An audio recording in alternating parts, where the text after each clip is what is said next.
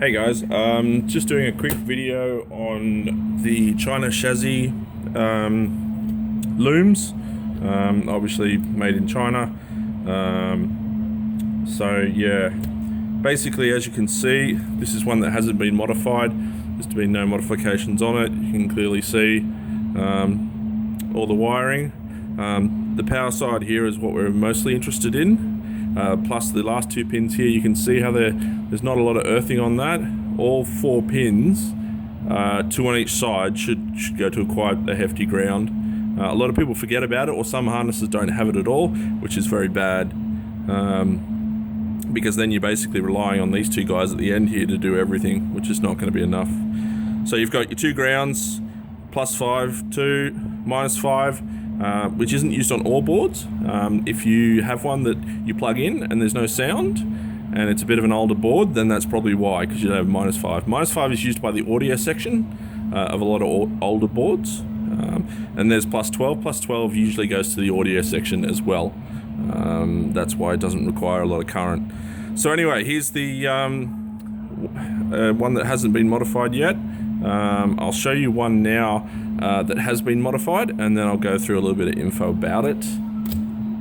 This is what I prepared earlier. I usually have them pre-modded, waiting to go into a cabinet. That way I don't have to muck around.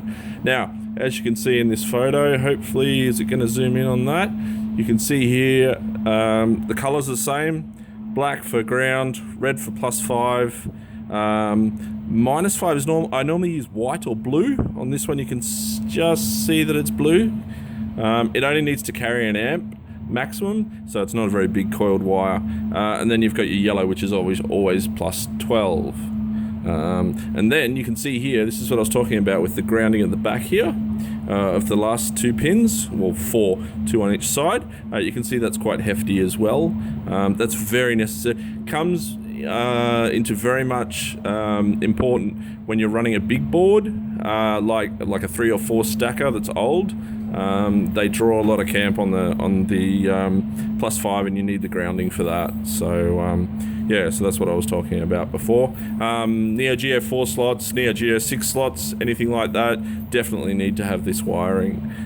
So what I'll do now is I'll cut into the China harness so you can see the wire comparison.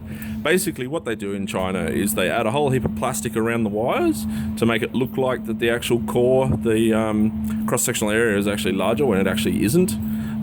So what we'll go through now is I'll cut one of these off. So let's just choose, they're all going to come off anyway. So I'll cut each of these off. And this is part of the process that I do whenever I'm doing a loom, for all looms, no matter what the game is, because you never know what a cabinet may have in it, and you may need the high current. And it's not just the high current, it's also resistance as well, which gives you voltage drop. So you want thicker wire because of current, and you want it for lower resistance, okay? Which is very, very important. Technically, power cabling should be as short as possible. That's less resistance as well, but it's not such a problem when you're using large wires. So if you can have a look here, I'll just take this zip tie out, get rid of him. So let's have a look here. So this is the grounding wire that they're currently using. Now, as you can see, it looks fairly thick-ish, if I can get the camera to focus on it. There we go. But once you actually strip it apart, spin it around. Now, you should be able to see there that that's actually quite thin. Okay, now just to compare it to the wiring that I do use, I recommend on the 2 grounds you use a minimum of 2.5 millimeters squared, which is the cross-sectional area of your cabling. Now, on the grounds for both of those, so from the 2 ends, so this end and this end, for +5, should also use a 2.5 mil squared, but obviously red. For +12, normally 1 mil or 1.5 mil cross-sectional area is fine, because you're normally only using 2 amps maximum, maybe 3, and it doesn't have to be as big. The 2.5 mil squared cable can actually carry close to 30 amps. So you're never really going to do it. You're going to start melting pins in the harness before you kill the 2.5 mil squared. So yeah, so we got, yeah, that's the China wire. Now this is the wire I use, which is 2.5. like, it's pretty easy to see if you look at it, the difference in the cross-sectional area. Like, it's massive. I mean, if you even just look at the end, is that going to focus? No. Trying to make that focus. There we go. You can see there's the cross-sectional area, and it's just, you know, you can hardly even see the China one. Like, here we go. Let's see, it's going to focus in. There you go. There's a comparison between the two. Okay. So that's the first part of doing it. I won't actually modify this whole harness on video because it'll take too long. So what I'll do is I'll just show you what I do. Get a scalpel. Scalpels are really cool. These ones are retractable. They're made by Swan Morton. You can either have a grey one or a blue one. I recommend that you have these because they are retractable and you don't have to cut your fingers off, which is really, really good. My favourite blade is a 10A, and that's the one that's currently in it. You can also use an 11, but 10A is usually my favourite. They don't have to be... they're non-surgical, so they don't have to be... Oh crap, now I can't even remember what the word is. They're not... yeah, you can't use them. They're not sterilized. So these are non-sterilized ones. So you can just use them on anything, PCBs, cutting wire, anything. They're really, really handy. I think it's about $15 for the handle and about $30 for a box of 100 blades or something. So, you know, you've got heaps to use. So basically, I'll just do this quickly. Just cut through the heat shrink that they use, which is usually pretty crappy. I'll do the 5-volt one as well, just to show you. So just cut through there, just be careful not to cut yourself. It's all coming off, so it doesn't matter. It can all go in the bin. Right, get your soldering iron out.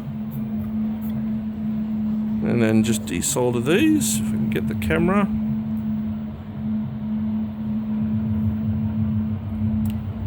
Ooh, there we go. That just made a mess. It's always the way on video, it never goes to the way it normally does. So now you've got, I've just taken off the first two grounding pins, and you can see that they're, whoa, come on camera. Come on. Okay, it's not wanting, there we go, there's focus. You can see the two, that they're squashed together, because the front of the two pins should be touching, because all 4 pins there are ground. So let's get rid of the +5, just neaten it up, just grab a little bit of solder,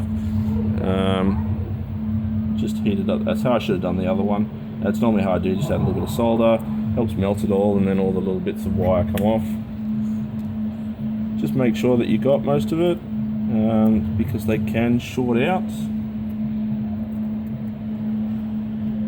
So that looks good. Now, I recommend using heat shrink.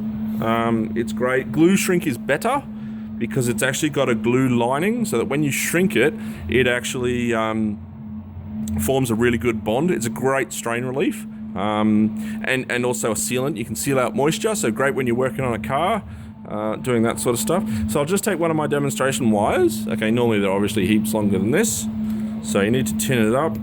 Just grab your little bit of wire, grab your soldering iron, tin it up. I wouldn't normally have the conductor this long, but for just showing, you know, what you have to do, it's it'll be fine. Now add quite a bit of solder because you're going to need it.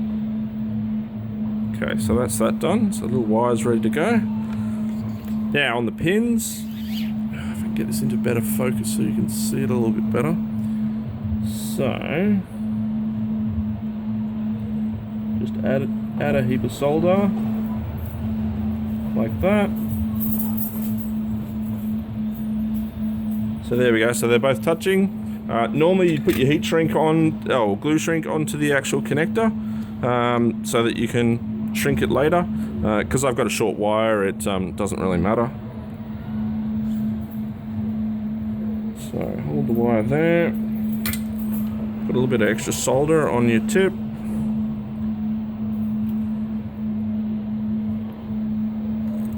Push down a little bit.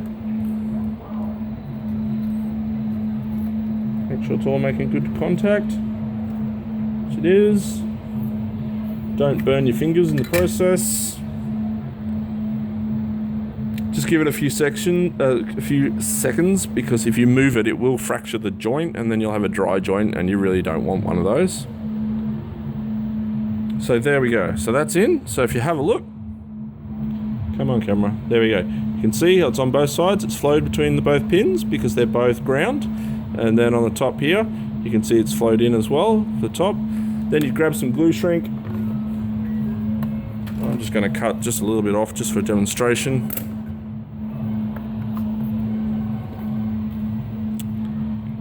Put the glue string over the wire and then make sure it comes over both the pins, like so. Yeah, right. There we go. So it's covering both, and then basically just shrink it down. I normally use, this one's not working very well. Yeah, there we go. Put a little bit of a flame. It's a barbecue lighter. I left the one I use at home is made by Redhead Matches, and it works a lot better. It's also refillable, so you don't have to throw it out. Now that's just a quick shrink there. Obviously I'd go the whole way if I was actually doing this on a real actual wire loom that's going to go in a cabinet, but this is just an example just to show you how to do it. And then if that can focus, you can see how it's glued itself on, and it's actually quite a good relief. It stops the pins from moving around a bit, but that's it. Let me see if I can get it in focus a little bit better. So yeah, so that's how I recommend to do it. So you just copy that on the +5, obviously, because those two pins have to be in there, the two on each side.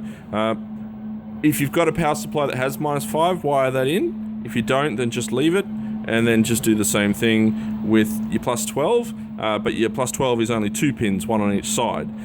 So that'll go in there, and you'll solder that in, and then put some heat shrink or glue shrink over it. When you come to the other end, get rid of these, like these are way too thin. So just cut them off, and make sure that you do the last 2 pins. So you do these guys here that are missing. Let me see if I can get this a bit better. Yeah, so these guys here, these guys are not connected at all in this loom. They are technically ground and should be connected to the other 2 as well. So it's another lot of 4. So it's basically, at the start you've got 4, and then at the bottom you've got 4 as well that you need to do. Now, I hope people found that interesting. Yeah, if you have any questions or want to know any other little videos that I can do, hopefully this one works, just let me know and I'll try and do something up.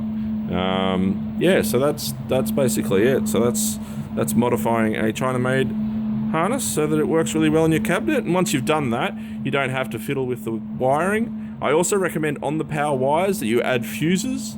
Car fuses are fine. You can get a 4 fuse holder from J-Car, and just use these like your little, your normal full-size fuses for cars. The cool thing is they're color-coded and they come in a whole heap of different varieties. This pack's just an eBay pack.